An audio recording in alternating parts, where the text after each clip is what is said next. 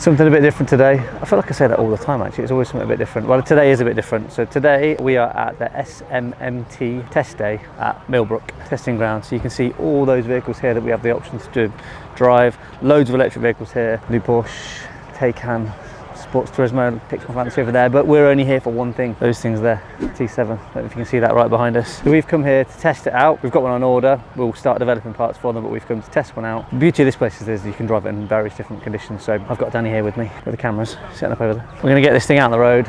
The red one's going out now. So there's a 1.5 hybrid and a 2-litre TSI. We're going to go out in the orange and silver one first, which is the 1.5 hybrid. Give it a try, talk to you about some things that we've learned while we're here about the inside and future plans for this vehicle platform, and yeah, go and give it a go. First mistake, it's a 1.4 hybrid. Sorry, should have done my homework before. They've got clever little QR codes in each of the cars and you scan them and it gives you all the info. So yeah, 1.4 hybrid, which is the most powerful version. It's a 218 brake horse, whereas the TSI is a 204, I believe. So why are we here looking at this when it just looks like a people carrier? Yes, it does. Effectively, everything we've been told up until now is that this T7, so it's carried the T name over, therefore T means it's a transporter in my eyes, therefore it means that it's something we need to get involved in. We're already looking at styling and suspension options, and we've got one on order so we can make these things look pretty. I guess this has probably been the most commented on vehicle that we've ever posted on social media. So I posted some pictures of the one we have at our Dutch branch a few weeks ago, and I've never seen so much hate. Like the amount of comments we've got, all the usual things people were saying, looks like a Nissan, looks like a Spas, doesn't look anything like a VW, and I kind of agree. It's definitely going to be a grower, and bear with me on this one. I remember being a die-hard T5 fan when the T6 came out. I absolutely hated it, said I'd never like it. 6 months later I loved the T6 and everybody was facelifting T5s to T6s. Same happened with the T6.1. That first came out, nobody liked it. I was the same, I was like, what have they done? It looks like a Vivaro, that front just looks wrong. And now I love the T6.1. I think it's the best looking and the most modern looking one that they've ever done. And people are facelifting to T6.1s. I'm not saying people are going to try and facelift the vehicle to this, but with the right amount of styling, get one over here by you. Mercedes van. With the right amount of styling, these things will look nice, I guarantee you. Only takes a bit of front styling. I think part of the problem where I think VW have gone wrong personally is they've come out with this two-tone thing as the thing that they've shown everybody to start with, and I just not digging the two-tone. I get how it worked in the older stuff and the old split screens and stuff, but with a modern car, it's not my cup of tea. And the one we've got on order is pure grey, standard, really good strong colour. The other one we'll show you shortly, the 2-litre TSI. I think it just looks so much nicer with the one solid colour, but you add some detail in, change the front a little bit, add a bit of gloss black in there, maybe change the grills, put a lip spoiler on it, maybe do something with the side, some sort of addition, and they'll be really nice. But that kind of just leads us back to the fact that this is just a people carrier at the moment. From what I'm told, that's set to change. So let's just take you in a little bit closer into the vehicle. So me and Danny have just taken it around a test track, and we'll go and take it around again. I wanted to kind of get my eye in and get a feel of it first before we filmed it. We'll stick a GoPro in and take it for a drive. But actually, drive-wise and practicality-wise, this thing's amazing. Really nice to drive, really comfortable over the crazy terrain they have here that you can test it on. Very car-esque inside, as you would expect it to be. All the mod cons and switches, nice little features like your wireless car charger, nice big displays, nice comfortable steering wheel. This, I mean, I've got loads of kids. I've got 4 kids, and this kind of setup would be absolutely perfect for me. I just need to make it not look like this, because I agree right now it looks a little bit ugly, but it won't take a lot to make it look nice. You're all going to disagree with me, and then you'll come back and look at this video in 6 months, 12 months time, 18 months time and say, oh yeah, you're right, they can make them look nice. I'd love to show you some images of what we've got being designed with the factory for this. I might sneakily put a picture just here, but I can't show you the real deal because last time I did anything like that, somebody copied our idea exactly. Unfortunately, that's the nature of this industry. But we've got some styling that will make this thing look nice, just bear with us. Anyway, let's go and take it for a drive. Let's get a seat position right. It's quite futuristic, isn't it? This is my second attempt at starting it. It took me a while, so yeah. That's not a good start, is it? We got it this time. I think this being the hybrid, you can't... Oh, I'm just about to run over a journalist. This being a hybrid, you can't hear it when you first start up. I always find that quite confusing with electric or hybrid cars. I kind of got used to it with a Tesla, but with this I was expecting the sound of an engine, albeit only a 1.4. When you're first pulling off, it all seems to be electric. Little dial at the front there telling you how much fuel you've got and how much electric you've got. It's kind of bizarre, but as I said previously, they're actually really nice to drive. We'll get some more shots of the rear just to show you what the back's like, but from a people carrying point of view, I don't think there's anything better out there. Your layout for the seats. This one's a 7-seater, but how you can fold the seats out, remove them, it makes it mega practical. It's still obviously a people carrier. So first of all, I've probably mentioned this before, but this isn't a replacement for your T6.1. So that platform, the T5 right the way through to the T6.1, from everything we're told from the Germans, currently we're told that that's going to be carried on until 2025, 2026 before there's any kind of change there. This is almost like a bit of a in-between in the fact that it's a people vehicle, but we've now been told there is going to be a commercial vehicle side of this, which I find really interesting. It's possibly going to be the T7.1, so this is the T7 Multivan. I'm told that the T7.1 will be a commercial vehicle, whether that changes, but there is going to be a commercial version of this. So this is the MQB platform, so same as like the Caddy Maxi, and there's definitely, I mean, you've seen the new Caddy as a camper format. This is bigger than the new Caddy, therefore there is definitely market for this to be something a bit in between. I'm not saying this is going to be big enough to be your full-blown long wheelbase camper like a T5, T6 can be, but there definitely is room for making some sort of day van or just multi-use vehicle out of this. It just drives really well. The thing with a lot of the transporters evolved so much from the T5 right the way through to the T6.1. The T6.1 feels like it just drives like a car, and this is even more car-like. It definitely could do with some adjustments style-wise and look-wise, as we've said, but you know, you improve the suspension on this, you lower the centre of gravity. There's some really nice tweaks you can make. This would make this even more drivable and usable as a commercial vehicle, or to lob your mountain bikes in the back or chuck your dogs in the back. The bump is this is Millbrook testing ground, and as part of the testing ground, the idea is to try it on every surface you can. Some of it's quite aggressive, but it's a good experience to try it.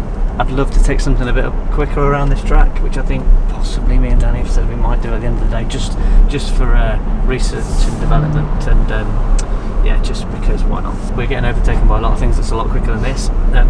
Going back to speed, so this is the 1.4e hybrid version, which is 218 brake, and actually when you put your foot down it's quick.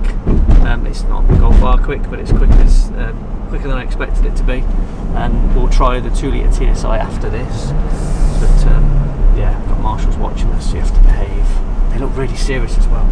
It's like marshals at a racetrack, they really are like scoping you out, and they've got that evil stare, like we can see you in a people carry but stop driving like a dick kind of look. So this being the car version has got some nice things, like you've got your blind spot indicators here that when you can see that there, when vehicles come to overtake you, and I'm sure the commercial vehicle version will do the same as and when the commercial vehicle is going to hit the market. But there's no dates that I've been told, and I think if you speak to VW, if you went to your VW dealer and asked them about a commercial version of this, they'd deny all knowledge, or they might not even know about it, but sources I've kind of got on the inside have told us it's going to happen, and I'm excited by it. I think you keep this kind of car format for my kind of lifestyle, certainly a lot of people, as we've got a bit older and we want to chuck bikes in the back, or a couple of kids and still want to have a bit of an adventure, this thing's going to be very much suited to purpose.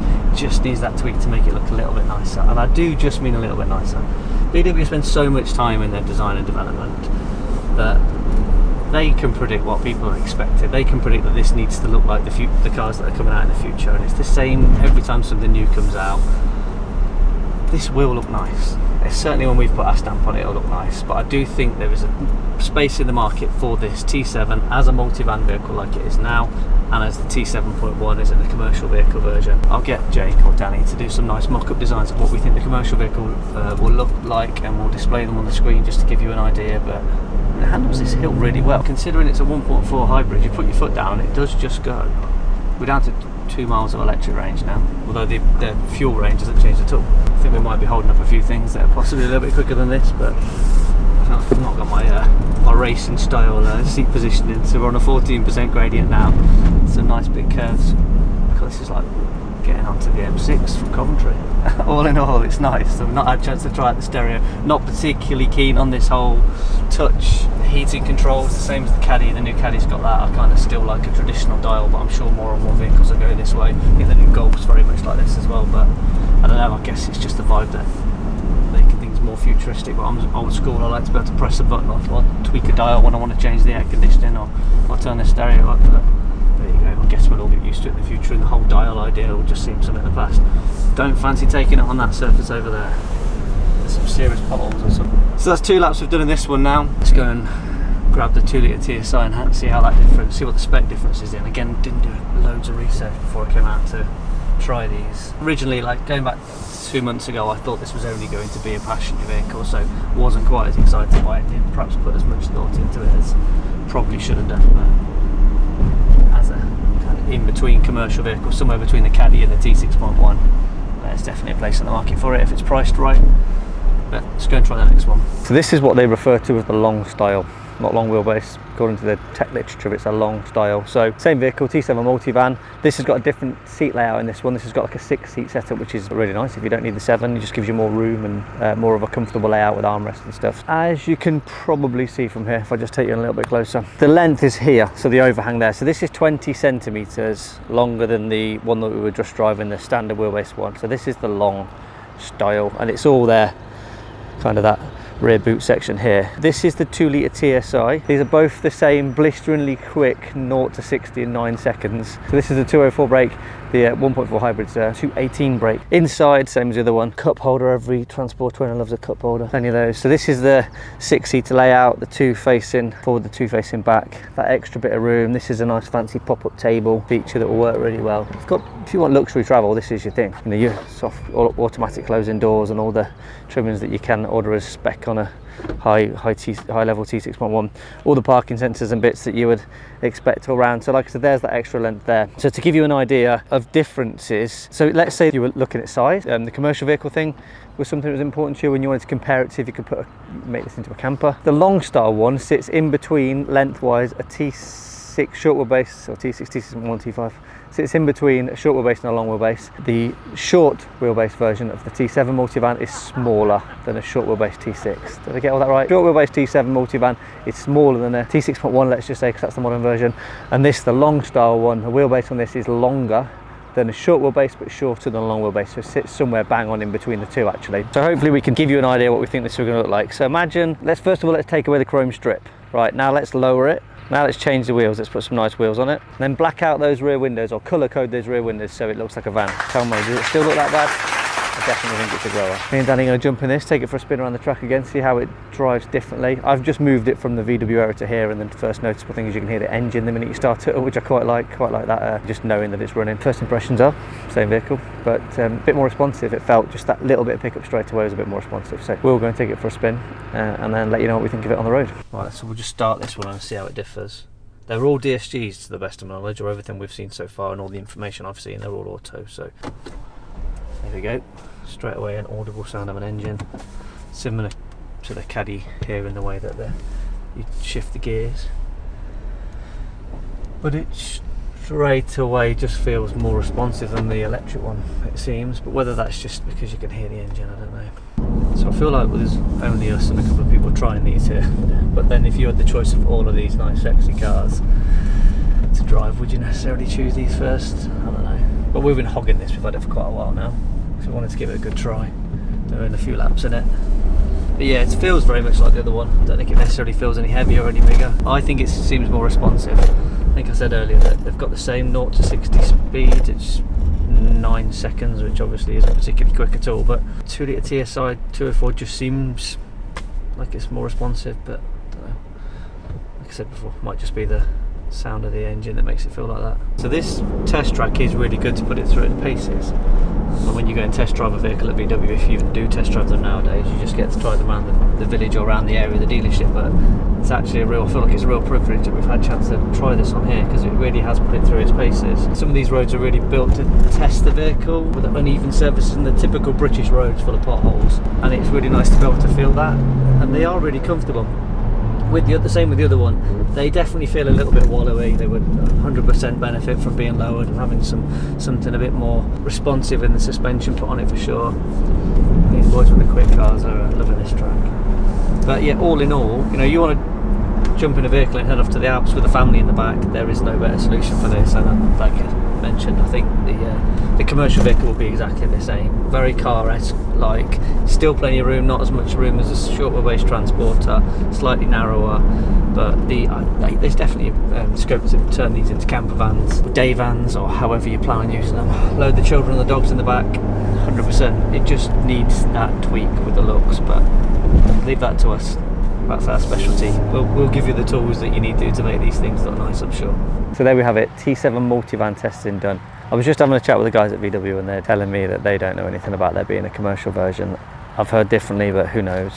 I hope I'm right, because I actually think that could really work as a commercial vehicle platform. I keep saying it, but it just needs a styling change. But it would make sense. I think probably what will replace the T6.1 will come out 2025, as I said before. But this would definitely be, there's a gap in the market, I think, for something that's that kind of style and shape that could work. They drive really well. Mega impressed with them, actually. Looking forward to seeing how these evolve with the styling over the next few months. We're done here, I think. Hope you've enjoyed the video. Press that like button, that means a lot, because when you press like, YouTube shows it to more people, so I'm told. Share the video with anybody that might be interested in a people carrier version of Multivan, or potentially what might be a commercial vehicle version of this. Subscribe to the channel, plenty more videos coming, got some really cool content. We've got more content than we've got time to edit and put live currently. We've got quite a few videos planned that I really do hope we can get out soon, if we can find the time to get them all together. Right now, we've done this, so I think it's time that we went and blagged ourselves for driving somewhere a little bit quicker. Let's see what we can do. As always, thanks for watching.